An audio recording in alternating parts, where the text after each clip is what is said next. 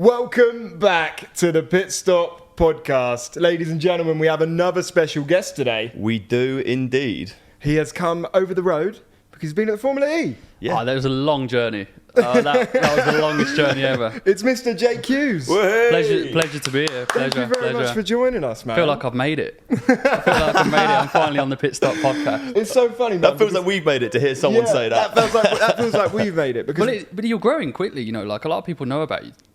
Who knows about us? Well, various racing drivers I spoke to. Like I just spoke to some of the engineers, or not engineers, but some of the people that work in the media side of Mercedes. And like, have you ever heard of the PitStop podcast? Oh yeah, I know that one. Yeah. Yes. Oh, yes. Because this is what we need to hear. This is what we want to ask Will as well. Because we were in the paddock at Silverstone, and we were walking past Will, and obviously Will's coming on the podcast. We were happy to see him. And I want to ask Will who talks about us as well. We're just curious to know who's heard it. I think you're growing faster than you realise. Wow, this is good. This is all good news. Great. I'm just growing your ego now. Just coming on, mate. No, right, yeah, I'll go now. We're done. Yeah. So Just need a confidence boost. You've come from literally over the road. You've been at the Formula E. Yeah. I mean, that's why I'm dressed the elephant in the room. I'm dressed like a full kit Billy. That's usually us. Yeah. So that's why I'm in this kit of Formula E this weekend at the XL, which is literally around the corner, obviously. So, yeah, we just had first race today. So Saturday, I don't know if I can say when we're filming, but yeah, it's after the first race on Saturday, which thankfully we had a good result and got second. And, we were second and third on the road, but then got a penalty with Nick DeVries. So we're second and sixth now, but it's still a good result. We can clear it up to make it easier for everyone. So you are an F2 driver as well? Yeah. Well, that's how we know you. We've watched you on TV. We're going to ask you many questions about that. But this weekend you're not there. Yep. But you're here with us, which is lovely. Yeah, it was so. I mean, anyone that already knows who I am, probably not that many, but to be honest. But if they do, we know you are. Yeah, exactly. That's all I needed to hear. But yeah, so I tested positive about 2.5 weeks ago. So I was supposed to. They had a race 2 weeks ago in New York for Formula E. I was supposed to be there. Couldn't go to that. And then it was clear that I wasn't going to be able to race in Paul Ricard because of the positive case. Tested negative probably about 10 days ago now, or a week to 10 days ago. But to be honest, I haven't felt right until about 2 or 3 days ago. Yeah, fair. So definitely wasn't going to be good enough, or I didn't feel like at the time I would be good enough to race in Budapest. That being said, I've sort of cleared up quite well in the last few days. So we made the late decision to be on hand as my normal role as reserve driver here. So up until about Wednesday night, Thursday morning, I wasn't actually going to be here. So yeah, there was a late call to be here, but now I'm here. I'm able to be here. Yeah, there you go. And you're on a PitStop podcast. So exactly. It worked out pretty much in your favour, I'd say. Yeah, I did it on purpose actually. So I'm just gonna say straight off the bat, like you're the one who's been talking to Jake. Yeah. So I'm gonna just play the idiot here, and I'm gonna say I know nothing. So I'm gonna just ask all the questions for like anyone in the audience who may not know. That's what I do on PitStop podcast, isn't it? We got to ask the idiot questions. Of course. But I might just be like, what do you drive? Is it a motorbike or a car? Or It's a car, man. Okay, this is good. Are you new to it all then? Yeah, well, we're both new, but I don't know. I just feel like sometimes I might just ask questions which are like really obvious. We know about F1. We know about F2. We know nothing about Formula E. Zero. And considering we're going tomorrow, this is perfect to have you on, because my first question is, I saw on the TV earlier a qualifying grid that looked like a World Cup knockout football competition. It does look like that, though, doesn't it? What happens? So basically, you have like two groups. So I think there's 22 drivers, 2 groups of 11. Top 4 of each group go through to the quarterfinals, and then it's like you say, it's like a World Cup scenario then. So I think the first place in Group A will face 4th place in Group B, 2nd and 3rd, vice versa, the other way around, and then the winner of the quarters go to the semis and vice versa. Is that just like one person on track then? Yeah, well, so when you get through to what we call the duels after the group stages, there's 2 cars on track sort of racing against each other at the same time, and they're competing against each other. Whilst they're finishing their lap, the next duel is kind of exiting the pit lane. So it kind of like rolls on quite quickly. But it's normally supposed to be just the 2 cars fighting against each other, yeah. That's completely different 1v1. format. That's very different, yeah. Completely different format. Quite like it, though. I like how they haven't just copied formula, like not copied, but I like how it's not the same throughout. Yeah, well, they had a sort of this system since it started really, where there used to be 24 cars on the grid, and they would have 4 groups of 6, and basically the track would always get quicker for each group, but the Group A, the top 6 in the championship, would always have the worst track conditions, and the last 6 in the championship, Group 4, would have the best track conditions. So they would always qualify at the front, and then the championship contenders, so to speak, with the fastest cars would qualify at the back. When you say best track conditions there, the track Evo. How can it change so quick? Oh, massively. I mean, especially these tracks, they're so temporary Formula E tracks. I mean, obviously the XL is not used for Oh, this. what? Because they're I like see what you're built. saying. I get what you mean. They haven't like re-tarmacked it like how they would like. Yeah, but it's not even just debate the XL. Like they will go on Rome in the city centre, even Monaco, which is more sort of permanent or as permanent as we get in Formula E. Oh wait, so is Formula E tracks mainly like set up? Yeah, it's what all they like city build the whole track. Yeah, it's all like city centres and things like that. I still thought it was like they're on really a temporary. racetrack. I didn't No, realize no, that. they're proper I was temporary. going to say, it's at the XL outside the house. I've never seen a racetrack. Yeah, exactly. You parked your car there for about a year. literally, You yeah, were that's here where for the my dog car- show a few weeks ago. There's no Formula E cars. Or something like that. Oh man, I can't wait to go watch it tomorrow. It must be a sick track because we've driven around it, like part of it, and I've tried to figure out where the track actually went. Yeah. But it goes up into the car park and it goes round and everything else. Yeah, right? to be honest, there's not like a super amount of space available, is there? No, not especially really. to make a racetrack. Because of that, there's not a lot of long straights. So the Yeah. races or overtaking here is like probably the most difficult of the year. So Wow. it's really a qualifying track. And when you talk about energy, like race driving, let's say, that's what Formula E is, which is saving energy in coasting periods, and then we go onto something called a regen paddle on the back of the steering wheel to put energy back into the battery. Normally, that's the sort of phase of a corner because we don't go normally full throttle down the whole straight in the race. So you sort of go, let's say, to 2/3 the way, lift for or coast for a period, then pull a regen paddle into the corner. Oh wow. In that coasting phase is normally where the overtaking happens because people can just choose to lift later, effectively. Yeah. So it means that racing is always pretty good. Here, we expected it to be, and a bit like last year, quite difficult because the straights are smaller, so we're going full throttle nearly for the whole straight. So it becomes more like a normal, almost like for F1, it's like you have to just be quicker to make the overtake. But we thought it'd be difficult, but then I don't know if you watched the race today or if anyone watching this watched it. It was carnage. I'll be honest, I haven't seen it. We were setting up this, and then we were watching Qualifying. We were watching qualifying, and then we were filming loads of stuff. Yeah. It's been a mad busy day. But the bit I did catch was the end of the qualifying Yeah. when it was like the grid, like I said. But we're going tomorrow, and that's so when we go it's Sunday, and then that's another race. Is Yeah, it? so there was a race today and there's one tomorrow as well. It's a complete different round. So it's like it's not like being at a different track. 'Cause clearly we're not, but it's worth the same amount of points. Oh So, yeah. wow. So some of the races like Monaco is clearly just a single header when we go to Monaco. Yeah. But we have like races in Jakarta, in Indonesia, here in London. I think Seoul in 2 weeks is a double header. So that's just like to make the championship a bit bigger. So we have something like 12 events, but I want to say 16 races. As someone that has drove a Formula 2 car, Formula 3 car, and Formula 4 car. Yeah. Yeah. I won Formula 4, mate. Yeah, I know you in your Yeah. first Come ever year. on, even on in your that. first ever year, man. Yeah, Innit? 7 years ago, Tell 8 years me ago. that. Do you know why I didn't say it? Because when I read it, it's got the word on it that I can't pronounce. Inaugural, is that right? Yeah. That was pretty close. That So I was didn't good. want to say something and Don't get it ask a wrong. Brummy to What does that say. mean? Does that mean the first win? Yeah, so I'm a bit different to sort of like, well, we talk about people like Max who started when he was 4 in karting or something like that and was in F1 by the time he was You 17. didn't start till you were 16. 16. He's Okay, he has been He's doing done it. his- Someone's been on Wikipedia. done his research. He is good. Someone changed my Wikipedia a few years ago, so it's a good job we weren't doing this then. Oh, no. Would have got all sorts of weird rubbish going on there. So, no, I started when I was 16, which is obviously quite late. And by the time I was in Formula 4, I was either 19 or 20. Yeah. Won that in my first year, and then effectively ran out of money a few years later, and then just been taking whatever drive I can get since then. Yeah. Kind of is the short story. So let me get this straight. So you're an F2 driver and you're a reserve driver for Formula E Mercedes. Exactly, yeah. So I Cool. do, how many races we got this year in F2? Normally I should have been doing all 14 events, but now I'm doing 12. And then 8 or 9 events with Formula E. 2 of them clash. One was supposed to, obviously this one, which I'm between Budapest and London. Normally I wouldn't have been at this one. Yeah. So what normally does F2 obviously take priority in that situation? Exactly. So I signed to be reserve driver again for the second year in a row because I was reserve driver last year before I'd signed to do F2. So F2 came up afterwards. And Mercedes were just good about it, basically. And they said, look, if there's a couple of clashes, which there were later on when the calendars were released, we'll allow you to miss them. Cool, that's really good. So who do you drive for in F2? Van Amersfoort. So it's Van Amersfoort. We're a new team, and we're struggling, basically. Yeah. So we're trying to get on top of it at the moment, and hopefully we'll get there soon. I don't know. I mean, I know in F2 there's a car which looks like a Red Bull, and that's all I know. Apart, That's half the grid, mate.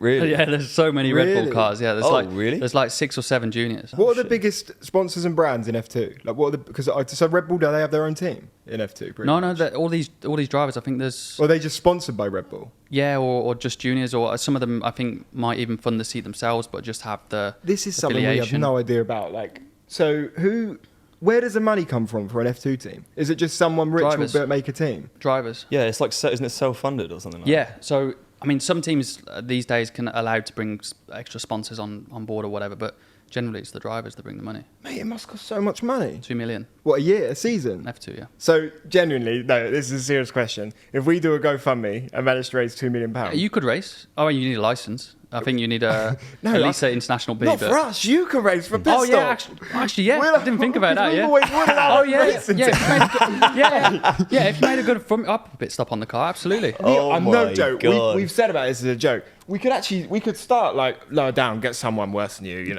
get it going, make a bit of money, and then we'll go to F2, get you, because you're too good to go there. Well, I'd do it for the socials, to be honest. Oh, okay. The car will be matte black with a PitStop logo on the Oh side. my Yeah. god, It'd be sick. The thing we have spoken about actually should Do be like possible. do it for GT or something like that. Or there's like a smaller 24-hour series championship. You should do that.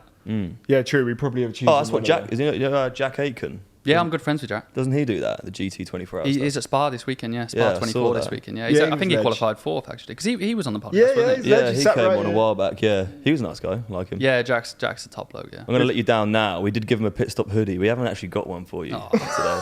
I'm really No, sorry. We owe like 4 guest bits of hoodies. Yeah, we do. We're getting them all made and they haven't come yet. We're going to send it to you. Yeah, Or I I'll could turn have up at your done house with one with to it. hide this T-shirt, really, couldn't I? Make it look like I wasn't actually at a Formula E event. Hey, that's so sick though, because you can wear a top with a Mercedes logo on it and you're actually part of the Mercedes Yeah, and it's team. actually worth you wearing it.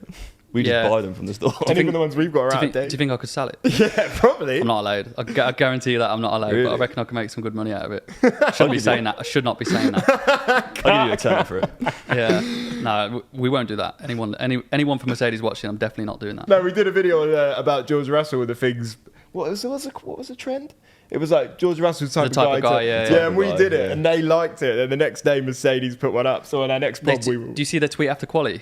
No? Said George Russell was the type of guy to qualify on pole in Budapest. love it. Yeah, he smashed Open it. goal. He smashed He it absolutely today. smashed. Did you watch it Nah. where you were? Well, I think our race was on at the same time. I think. Yeah, Which is yeah. probably in hindsight not the best thing to do. No. Because people are going. Formula One is bigger, so Yeah. they're not as many people are going to watch. But So I I think didn't watch tomorrow it. there's like an hour's gap. Is that? I think so. Yeah, I think they just kind of clash a little bit at the end, but That's a good. To be honest, Formula One's Formula One, isn't it? So it's not any bad on Formula E to say that people would watch Formula One over Formula E. It's a growing sport, but I think they should try to make it on different times. Yeah, normally. definitely. We're mad curious about all the different motorsports: Formula E, W Series, F2, F3, F4. That's why we need people like you on to tell us, because Yeah. it's just so much easier to learn. And also, we've got like new fans listening to this who Yeah. are in the same boat as us. Yeah. So they probably want to know about Formula E as well. I think. Well, speaking about the junior Formula in general, I think not a lot of people realise that the driver brings the money.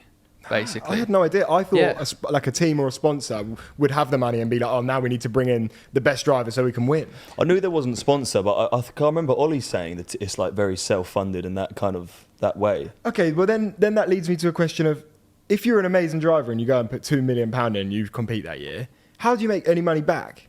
Do you have to? Do you have don't. to win? You don't. So I don't get Well, it. you basically. I mean, let's say you basically try to invest the money to get you to Formula One or to get a professional career. out So of that's it, the effectively. sole reason for like F4, F3, F2 is purely just to get into F1. Well, I mean, yeah, in general, they call it the road to F1. So that's generally the idea. But obviously, some drivers have more financial capabilities than others. Yeah. So it's not that they don't care that they won't see that money back, but they can afford to invest it, knowing that if it doesn't work, they're going to be all right. But if it does work, they're going to get all it back and more by being a Formula One driver or Yeah, professional driver. yeah. So that's the sort of card you're sort of playing sometimes. So much money, man. Yeah. Blimey. Formula 3 is like 1 million. Okay, we'll start there. Yeah, it's getting better. What about, better as it goes what on. about F4? About 400-500. Even Now See, that we can could make be that could be work. doable. We can That could actually be do doable. that. and if you, I can't remember how the license system works now. What you need to race in Formula 4, but you could probably do it. Oh my god. Naomi told us, didn't she? Yeah, she did. She And she did. says if you go abroad and go to somewhere like, I don't know where she said, but you can probably get it easier. Yeah. Well, we've got 2 like sims coming, and they're like properly set up so we can proper practice to Yeah, race. So that'll be our best. best bit of practice. You think we're going to be driving the car? Are you going to do iRacing or like the F1 game? What's the difference? I think iRacing's more Is sort that of the like... one that's like really realistic? Yeah, that's the one like Verstappen and Norris race, like 24 hours of Le Mans and stuff like that virtually. We're going to be on the F1 You're game with traction control on. Yeah, ABS Oh, and on. ABS, The yeah, all the braking time. lines on. Oh, no, we do. Obviously. Yeah. Can't drive the bloody thing otherwise. It's so funny. We had this conversation. I remember asking someone specifically, like, how do you know when to brake if you haven't got that green line when it goes red on the floor? And it was Ollie again, and he was like, well, it's the braking boards on the side. Yeah. And I was like, oh, is that the things that we always like drive through when we go off the track? Yeah, exactly. The white ones, yeah. Didn't even know they were braking boards. Yes. Well, to be honest, you don't even always use braking. You do generally. On F1 weekends, they've got them all laid out perfectly, so they're all there. But like if you go on a normal test day, they might not be there, so you end up using like a tree or like a random like change in advertising on the side of the track. I guess everyone will be different. Like every driver will probably have different things that they know. Or... Some drivers. I mean, I'm pretty sure all drivers use references, but some drivers use it like a bit less or a bit more than others. Like some drivers use turn-in references, for example, which I definitely don't do that because I just can't. It becomes too analog or too digital at that point. It's like it's got to be a bit. In my mind, it's got to be a bit more sort of like reactive rather than just sort of because what happens if the grip changes or what happens if you go out of the session and you've got soft tire versus hard tire and you need to adapt your driving. So is there different styles of driving, like set styles? Like, do you feel like you have your own style compared to like someone else that you race with? I mean, there's always the talk about like being a smooth driving style, isn't there? Like I think you had Jensen on, and he's probably the most famous for that. I mean, me, I don't really feel like we didn't know that. We didn't say something like that about him. No, he's like famous for it. We were talking to him about his watch and all this shit. That's more fun, yeah. What, so you think he's like? Oh, because if you were to ask me, I would say like Sergio Perez is quite a smooth driver. Is that correct in saying that? I feel like these days it's harder and harder to see the differences. I don't know why that is. I don't know whether it's just because the cockpits are more enclosed now and the cars are so good or the tyre is so limiting that you can't, let's say, being a more aggressive driver like maybe you used to be able to be 20 years ago. Like, have you ever seen Alonso's on board from like 2005 time in the Renault? You probably haven't. You should have a look at it. So he was in the Renault when he won the World Championship and he was completely overslipping the fronts. Like it's a completely different driving style to look at. You can't do that now because the Pirelli tyre doesn't allow it. So it feels like everyone's had to migrate more towards a sort of, within the goalpost of that tyre. But, I mean, me personally, I don't even know whether I'd call myself smooth, but I would say I'm more on that side, definitely. What about switching between, like, what are the main differences, like, for us to understand, of you, like, that you would say between driving the F2 car and driving Formula E? Like, what are the main standouts straight away? Well, the FE car is actually heavier than an F2 car, which you might not think about. Wow, I didn't expect that. Yeah, it's 900 kilos. So it's 100 kilo heavier than an F1 car. Wow. So heavier than an F1 car? Yeah. Wow. The battery, what we call the res, it's so heavy. Next year, the Gen 3 car, when it comes out next year, will be 100 kilos lighter. So that's already a big difference. But it'll end up taking off. Yeah, they're going like, I think the estimation is like between 4 and 6 seconds a lap faster. Wow. And they're still going to be racing on these kind of tracks. So do you think Formula E is just going to get quicker and quicker every year as it gets developed? Maybe, but I think its niche is that it races in city centres. Yeah, the fact you said that there's a race in New York, that's ledge. Yeah. That was just on, right? There was a huge 2 crash weeks ago, in New York. Yeah. Did you see it? No. I saw the crash. Stoffel in our team, Van Dorn, he was involved in it. He was the third car to go in. I don't know if you actually saw it. Yeah, because wasn't there like a lot of water that came out on the track all of a sudden? So I mean, I was watching on TV like you, so TV doesn't come across, but it looked like a completely massive localised shower. And they because it was so bad, the race director called FCY, so like VSC that you have in F1. Yeah. And it wasn't quick enough that the tyres are treaded.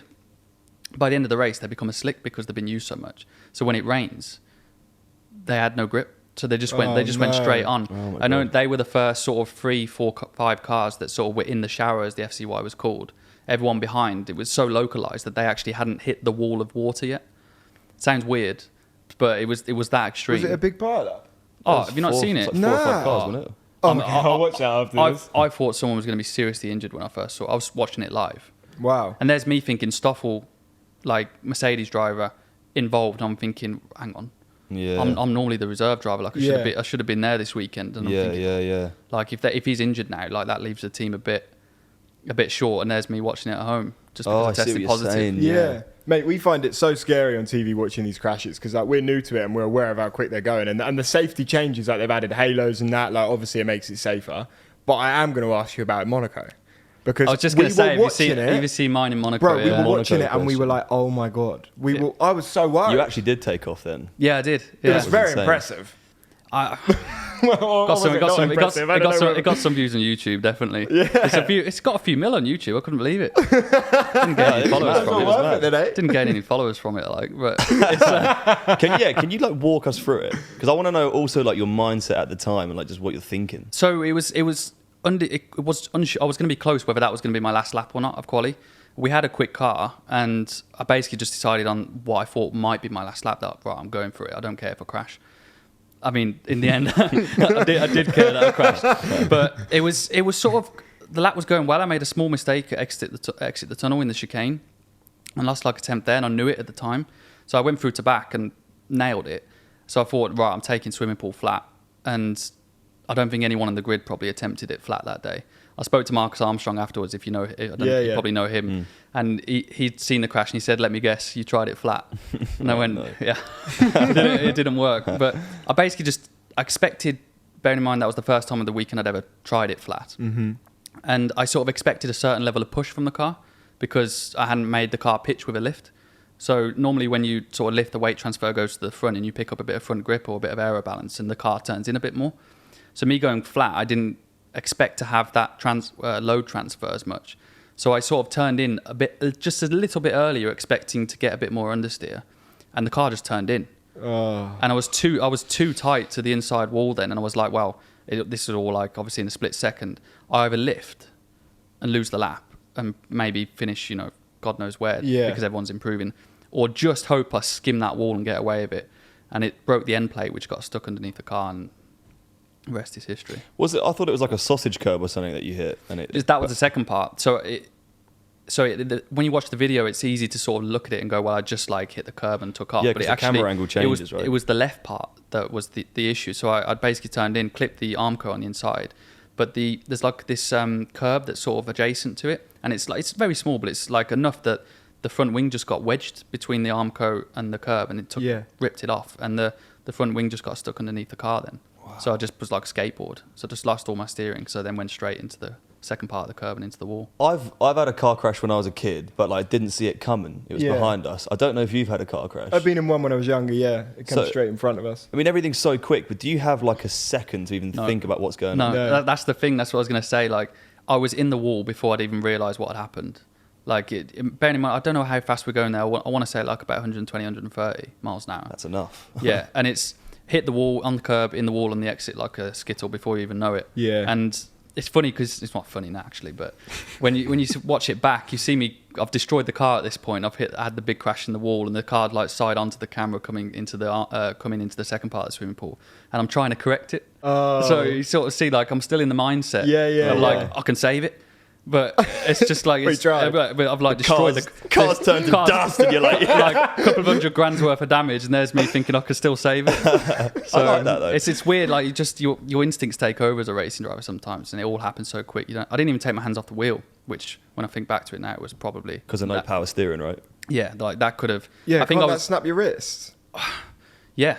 But I don't know. To be honest, I don't know how it didn't. I don't know whether it flicked it back so hard that it just ripped my hand off that I didn't even. Yeah, it didn't just even have happened a chance. in the moment. You didn't really have a chance. Maybe to think. because I grip the steering wheel quite light in general, to be honest. So maybe that helped me. I don't know. Yeah. So were you injured? Nothing. I literally. Well, I had like this pressure bruise almost like on the top of my knee. I think where it smacked the inside of the steering column, but nothing. Man, that's 30G. Lucky. What 30G. Yeah. What happens straight after that? So you've crashed, red flag. You get out of the car. They carry the car back. You go back into the garage. Yeah. And then what? Do you sit with your team and talk about what you or? Well, the first thing that happened was I was still on the radio and I asked, did I finish?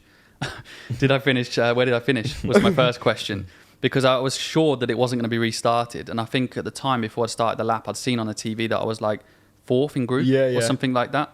So bearing in mind, we have reverse grid for top 10. So there's me thinking, right, please say I'm at least 4th or worst case 5th in group because it's not going to be restarted and I'll be on pole the next day. So that was the only thing I was worried about. I was literally 20 seconds into the barrier and I was on the radio saying, where did we finish? And my engineer says, "Oh yeah, you finished fifth," and it's weird because it's like you instantly think then, "Oh yeah, but the car's destroyed, so maybe we're not going to make it tomorrow." Yeah. But there was a small part of me that thought, "Hang on, that's pole tomorrow." Yeah. In the sprint race, which it was. Yeah. But unfortunately, I had to go to the medical centre first, and then the guys had an all-nighter. Basically, What, fixing the car? we got it ready about 40 minutes before we were due to go onto the dummy grid. And bearing in mind that Wow. was like midday on Friday, and the race was like, I want to say like 5 p.m, something like that, the next day. Wow. So they had like 24, even 28, 29 hours worth of work. Did the team hate you if you go Well, back on a massive crash like it got that? worse, didn't it? Because the car was a complete brand new car. Yeah. Like it destroyed everything. Was it all gone? Did you need all like of it, literally a whole new car? All of it gone, finished. So that it literally built a whole new car from I scratch. shouldn't laugh, should I? This is quite serious stuff. No, but it's you shouldn't laugh, but I know Got what you 1 million mean. views. I know what you mean. Yeah, got 2 mil views. 2 mil? God. Yeah, 2 mil It's views, worth mate. it. Oh, it's worth it. Yeah, wish I'd gain more followers, to be honest. But no, it's because it was a whole new car. Or at least how we do it in our team, is our start procedure is the clutch map is set for me, effectively. So we didn't have chance, or the engineers didn't have chance to set the clutch up. What do you mean by that? Sorry, can you explain that? So basically, we have 2 clutch pedals on the back of the steering wheel. So we at least in our team, I don't know if other teams are different, but we don't hold the car on the bike point at the start. So the clutch pedal point is one of the clutch pedals is set to the bike point. So you just press it and it's at the bite point already? yeah, effectively. Yeah. So I release a paddle and then it goes to the second paddle, which is the bite point. Right. But because the clutch was new, we didn't have a chance to set it up in the right place. So the first time we had a chance to see where it was the race start on pole in Monaco, and it stalled. Oh. So yeah, that's what I said. Yeah. Oh, mate. Oh, Literally. wow, no. Oh, so they worked all night. All night. A stall on the grid. And so whilst they're working, you just go back to hotel, chill out? Yeah, I mean, I stayed for a bit. I bought them like loads of ice creams and I've paid for the pizza, obviously, and stuff like that. But it's, what can you say? Like, they're so flat out, they don't even have a chance to take it in. And then you get on pole and you're thinking, right, we actually do have a quick car this weekend. If we just get off the line in Monaco through turn 1, we'll actually have a chance of winning. Yeah. You know, for a new team in its first year to get a win in Monaco would be like Mad. unbelievable. And for me in the car, it's like I don't want to say I didn't do anything wrong, but it's like it's not, how do I say? It's not like I'm holding the car on the bite point. It's like I only realise it's wrong once it's not wrong. Once it's wrong, if that makes sense. Once the clutch pedal's gone and the engine's dead, at that point it's like, well, yeah, it's in the wrong place, but we don't know that until we try it. So that's that. I don't know how other teams do it, but that's the way we do it, and it cost us that day. Should we give a disclaimer? And if any other teams try and copy that, we'll sue them. I think. Or does everyone already know that? Yeah, I think most teams have a similar procedure. To be honest, okay. Yeah. We always wonder what we can ask drivers and people in case they like give away information that's secret. No, I mean, I wouldn't say that. That's not even secret. Like we do have a different sort of in detail, different way to do it as well. Like it's much more detailed than that. But that's the sort of quick way to explain it. I've got an amazing question. Go on. Amazing question. Go on. When they're on TV and in the radio or whatever, they're like, we're doing plan A or plan B or plan C. Yeah.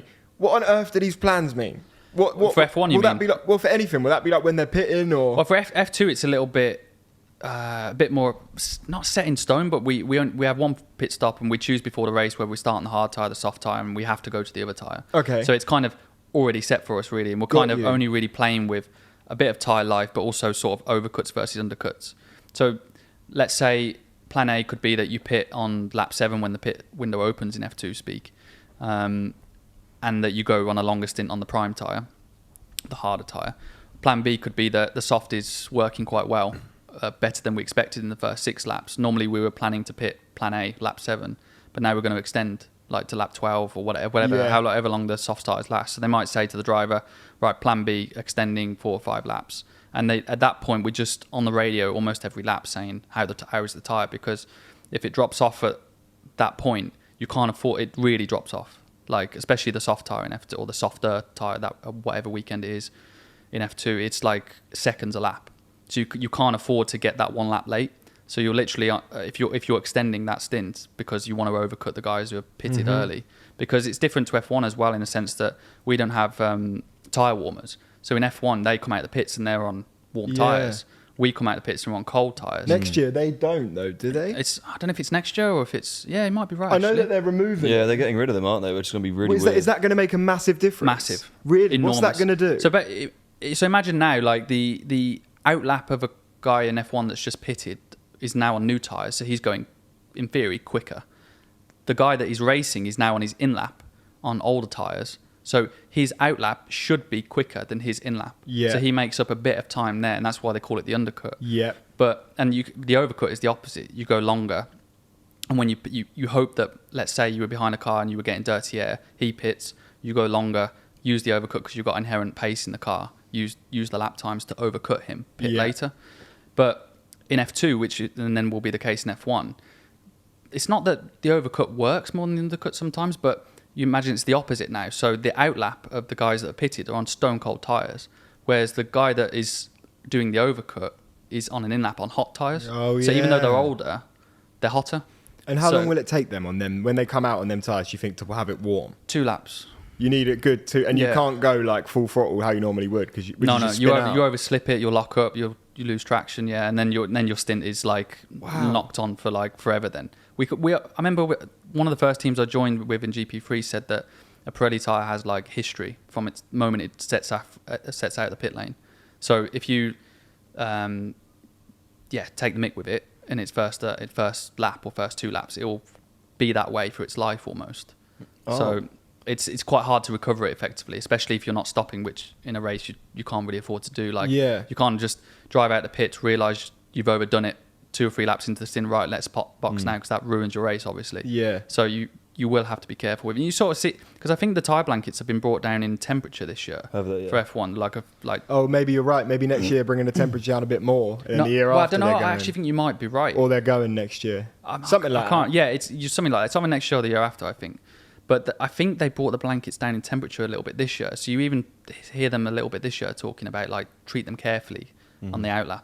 But they can't afford to go slowly. How about, will that be the same from, when they're on the grid and they do formation lap? Yeah. Will they have no tyre warmers there? So when they go off for the formation lap? I didn't think about that, but yeah. Yeah, I was just thinking that. Yeah, I didn't think about that, but no. That's going to change everything because people are going to make way more mistakes, surely. I don't see. This is going to come back to bite me now, isn't it? Because I'm going to say no, and I'm going to first race of the year in Bahrain or whatever it is. I'm going to see tyre blankets on the car. People are going to clip this up and send it to me. At least it won't be our fault. No, Yeah. it is interesting. It's definitely Yeah. interesting. I wonder if it will affect the start of the race or not. I mean, they get the formation lap to warm them up, right? Yeah, and you get the installation. So at the moment they have, I don't know how, they have like a certain amount of time the pit lane's open to do what we call installation laps. So they go out and check the car or whatever. But us in F2 we only have 2 laps. So we only get one for a feature race when we want to use both compounds. We tend to do 1 installation lap on one compound and 1 installation lap on the other. So we only get 1 lap of warm up effectively on each compound. F1, I mean, I don't know how they're going to do that because they could have 2 pit stops, even 3 pit stops in the race. So they might have tyres that they've done 2-3 installation laps on to start the race, and the rest are never driven in their life, never brand new, and go out the pits and they're not working basically. Blimey, that's going to change the dynamic of everything. It's going to be so different. And that's what it's been like in F2 forever. There's never been... we've never had tyre blankets. Yeah, wow. F3 either. You don't. I think the only place you really get tyre blankets is in F1 these days. Yeah, I think. Would you say like F2, F3 is more like driving in like a? I feel like you'd be more in tune with the car because you haven't got power steering. Yeah. You haven't got tyre blankets. Like, do you feel more connected to the car? Have you driven a Formula 1 car, by the way? No, I haven't actually. No. I drive the sim for Mercedes, just a plug. But Good man. Yeah. But no, that's the closest I've come to it. On the sim, it feels mega though. Like, Does it? I can't imagine how it feels in reality, to be honest. Does the sim move? 'Cause I've seen those like hydraulic sims. Where Yeah, they move like around. It does really. Yeah. Again, I can't really say too much. I can't really say anything actually about the Mercedes sim, but it's. Don't worry, just get us in. Yeah, exactly. Just get us there for a day. I think it's like not. So say there's 1,500 people work for Mercedes in the company. There's probably only like 50 people that have seen the sim or 100 people that have seen the sim. It's that, really? It's that secret. It's all secret, is it? Yeah, that might be rubbish, but I'm pretty sure And it's. you're one of them. Yeah, I'm lucky, mate. Is that it when it's in the massive room and the whole wall is like the screen? Because I've seen Lewis driving You one. sounded like you've been there now, fam. Mercedes, if you're listening, we want to come and have a go on your sim, all right? We won't give any information away. But Lewis, they're not going to sack Lewis. So, see, he can do what he wants, but I have to be careful what I say. Okay, we'll move on from that. No, but it's impressive. It's tens of millions. You know how much it costs. So yeah, it's impressive, basically. I mean, obviously, I haven't driven the real car, so I can't say it feels realistic because I haven't got the real car to compare to. But I feel like it is quite realistic. Yeah. So. Has Formula 2 cars developed much into this year from last year? Do they change year on year quite a lot? Or? No, not really. So I think this generation of car was since 2018. So I think that was the year George Russell won F2. Yeah. Lando and Alex Albon and these guys, they were in F2 that year. And they had then it was the 13-inch tyre. Mm-hmm. So F2 went to the big tyre now, the 18-inch tyre, I think, 2020. So we were the first one to use it, effectively. Or I was in F3 at the time, but F2 were the first championship in the world to use not the world, but in F2, F1 to use it. Yeah. And I think, don't quote me on this, but I think the reason for that was to sort of see the trends of the tyre for F1 a year later, because F1 was supposed to go onto it in 2021. Obviously, COVID delayed it, so now it's their first year this year on the tyre. So that was the only real change, as far as my knowledge, since 2018 that the F2 car's been through. Because F1 was supposed to go onto it in 2021. Obviously, COVID delayed it, so now it's their first year this year on the tyre.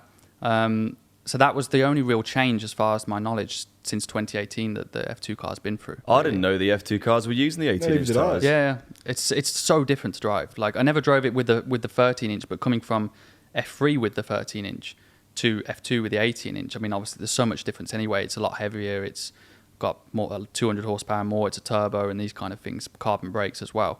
But the tyre is the biggest thing. It feels so strange when you first jump into it. It's like we always talk in Pirelli world about combined braking, combined traction, that the tyre doesn't like to do it. Basically, it's like that's the difficult part of it. It doesn't like to do braking and turning, or turning and throttle together. And you're always trying to play with that margin as much as possible. The 18-inch tyre, when you go to that one, is even more that way. So it's very strong longitudinally, like what we would call longitudinally, so braking and straight line traction. But as soon as you sort of ask a bit in it, what we call combined entry, so turning braking, it's so much weaker. Is that when you see a lock-up? I was going to say, I think... Or you even lose in F2 you tend to lose... you can, exactly. You can lock up the front, but in F2 we tend to lose the rear quite often as well. Yeah. So it doesn't have the support, basically. Maybe it's through the difference in sidewall or just the different profile that causes What size are the wheels in Formula E? Well, that's a good question, actually. I should know that. They're quite big. Yeah, they're not 13. They're definitely not 13-inch. They're bigger. They're sort of around 18. Let's go with that. Yeah. Do you have pit stops in Formula E? I was going to say the same thing. What's a pit stop like? But, well, you can, but your race is finished if you do. Oh, so you don't want to pit? You do not want to pit. If you're in the pit lane, your race is finished. All right. So how many laps? How many laps do you have? It's not a lap race. It's a time race. Oh. So that's you might even see it sometimes tomorrow, but it's always, so I'm listening on the radio in the back of the garage what's happening. The teams are always talking about how the pace of the race is, because if the pace of the race is like 1 second faster over 30 odd laps, there's a chance that means you're going to do an extra lap, because it counts down from 45 minutes plus 1 lap. So if you get to that 45 minutes a bit quicker, you've added a lap effectively, but you've got the same amount of energy from start. So that means you have to know what the pace of the race is doing for how many laps you're going to get. Yeah. Because if you get it wrong, you're gonna think the race is ended there, and actually it hasn't. It's 1 lap more, and you see some guys just conk out basically in the last lap because they thought it was a 39 lap race, but actually it was a 40 lap race. I swear I've seen a clip in Formula E. You probably saw it in Valencia. What, where they kept going, but all their batteries died? They all died. Yeah, all the cars it was only us actually, Mercedes, that got it right. So we were like, I can't remember where we were in, like, let's say arguably 6th, 7th, 8th area. And I think we finished first, second, or at least first. Yeah, third. I remember it. Just all the cars at the front just died like one after the other. I think there was a late safety car or something which added a lap. Yeah. Because it wouldn't be. Anyway, it's something to do with safety car screwed it. And then we were the only ones that traced it right, or predicted it early enough that we changed, because you can change what we have to do. We have to change the laps in the car on the steering wheel. Mm-hmm. So the team will say, "Oh, we think it's a 40 lap race now." And currently in the car, it's a 39 lap race, which is stretching out the 52 kilowatts of energy equally over 39 laps. But now it's got to be stretched out over 40 laps.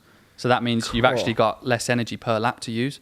So the earlier you make that change, you get more energy for those laps, if that makes sense, than that after you make the change. Sounds all so technical. If you make it on that last lap, if you realise with like on the 1 lap to go or 2 laps to go that it's actually plus 1 lap, you're almost too late at that point because your amount of energy left is so little that you'll lose 10 seconds a lap, basically. So you have to drive bearing that in mind, or do you? Well, yes and no. Like, there's some things we have to bear in mind, but the drivers tend, about laps, things like that, the drivers get told when to change it. Because we also don't know, like, we can't see the lap, the timer counting down for the race timer. So, the team has to make that decision. It sounds very technical, Formula E. It's, honestly, I mean, I've sat in debriefs of Formula 1 because of doing race support for Mercedes. It's so sick of you to say that, by the way. It's so ledge. No, and but seriously, I've sat in debriefs. I've heard like Lewis. Oh God, I'm name dropping. Do it. Honestly, this is good. So I've heard him debrief before and stuff like that, and there's a certain level of detail to it clearly. But honestly, it's nothing on Formula E debriefs. Yeah. The amount you have to talk about, because in Formula 1, and especially if I talk about my championship in Formula 2, you tend to talk about like balance, like tyre warm-up or like understeer versus oversteer. You have that here, like balance and tyre warm-up and things like that, and brake warm-up. But then you have the energy management side added on, which is like 80% of the workload. So by the time you've even talked about your balance for a setup balance, like understeer versus oversteer, these kind of things, that is like not minor, but it's the amount of work that has to go on to set up the car for its what we call EMS, an energy management system, is like days, weeks even. Wow. That's insane. And you have to go through that after a race. Yeah, I mean, well, that's what I was just doing now before I headed over here. We did a debrief of the race, and we looked through the way the race planned out on the race trace and sort of see where everyone used the attack mode, and because that's the other thing. Then you got attack mode, which is like obviously a bit Mario Kart-ish. Is that like DRS sort of? No, you've not seen Mario Kart either.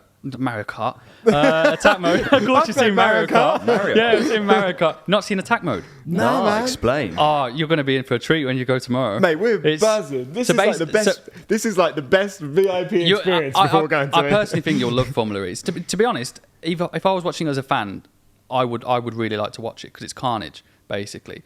But they have this area of the track, and it's basically it's like an outside normally of a corner, where you have like it's 2 painted lines and 3 loops, like timing loops almost, laid into the track. And basically you have to use attack mode twice or even sometimes once, but the FIA will decide how many times to use it before the race starts. Oh, the FIA do Formula E as well? Yeah.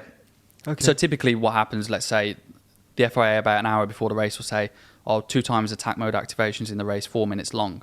So that means each driver's got to use attack mode twice for 4 minutes. So what happens is the engineer will tell the driver, attack mode this lap, and say it's into a hairpin. Yeah. So you'll take the normal apex. It's deep into the corner, these lines on the outside of the corner. So you have to go far onto the outside line, basically, run over the loops, press a button before you get to the loops on the steering wheel. The car drives over each 3 loops, and it triggers attack mode, which is more power, which is literally like Mario Kart. Wow. You'd be good with that with all the oversteer that you get. Yeah. All the time I spend off the track, yeah. Yeah, but it's I guess, like, I never stopped to think about it, but like I suppose Formula E is definitely still growing. So like guys like you don't know what attack mode is. I'm so used to it now. Like, but I suppose it is such an eye opener. Like, I had no idea about that. You probably never heard anything like it actually in racing. Pretty cool word, isn't it? Attack mode. Yeah. So but it's literally more power. So you press a button before you get there, drive over the loops, and the car has more power for 4 minutes. So, and you have to use that strategically because, like, again, like it's a bit like a pit stop in some ways. It's like undercut versus overcut. Do you let the car in front take it, then see if you can make a gap? But obviously, it's a bit harder to do that when the car behind has effectively done his pit stop, has now got more power. So there's so much strategy to it. Man. Tomorrow's going to be lit. But you could typically spend more energy in attack mode. So, like, how do you do that? Because you can choose to not spend more energy in attack mode, but having more power is the best way to make an overtake. It's interesting talking about like energy and like all that stuff because I have a question which I want to be clear up from the F1 game. It sounds so boring. This is so obvious probably.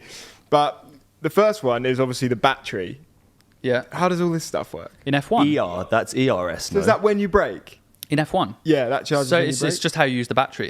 So the battery, to be honest, I don't know as much as like obviously the drivers themselves, but you have a certain amount of battery that they can use, but it won't stretch over the lap, let's say. So the best way to describe it is you can't be on it all the time. You can't have that boost all the time because it won't last the lap. So they'll plan it or lay it out over the race so that effectively it's most effective for lap time. So typically what they'll do is they'll have the boost on the exit of corners, the extra hybrid power effectively. And then you ever heard them say like D-rates or clips and things like that? I've never heard them say that. You'll hear it now. I've mentioned it. Like Max and Lewis are quite often complaining about it. Like I think Mercedes it's D-rates and in Red Bull they call it clips. But it just means that the battery's D-rating. So it's like it's used its power for that straight and it's automatically lost the battery element of the hybrid system. So now it's just on the engine for like 100 meters before the corner or something like that. So you quite often, if you see the speed trace, you know when they show up all the graphics in F1. Yeah. You'll see them build speed quite quickly, and then towards the end of the straight, sometimes you'll see them lose speed just before the corner, because that's the place on the lap where you lose the least lap time. If that makes sense? That makes sense. So yeah. you'll win the most lap time by having the power on the exit of the corner than at the end of the straight. Right. Is the battery just going to be bigger then when is it 2026, a new regulation? They're changing to like lower energy or something? I don't actually know too much about it, to be honest. Because we have no idea what's happening. I just know that they're changing to like lower energy. So it's got to be something similar though, because I mean, like, I think the Porsche thing's about to be announced, isn't it, with Red Bull? And I think the reason why they're going with Red Bull is because I don't think the engine rules are changing like drastically, at least for the internal combustion side of it. So again, I could be talking. I wasn't sure whether like Formula E was going to become like very electric as well, like Formula E's E. only electric. You mean Formula One? Sorry. Yeah. Formula E is fully electric, but I wasn't sure whether Formula One was going to go because it's. I mean, I would never say never. I'm not in these Concord meetings, whatever they call them. I'm not even, that's the rubbish word, isn't it? But yeah, it's Illuminati. Yeah, exactly. I'm not in the meetings, but I don't feel like F1's on the radar to be fully electric anytime soon. We've learned so much from you, and we'll see you tomorrow at the race. Yeah, likewise. Loved this has been Ledge. Thank you so much for coming on. Cheers, boys, and good luck with it all.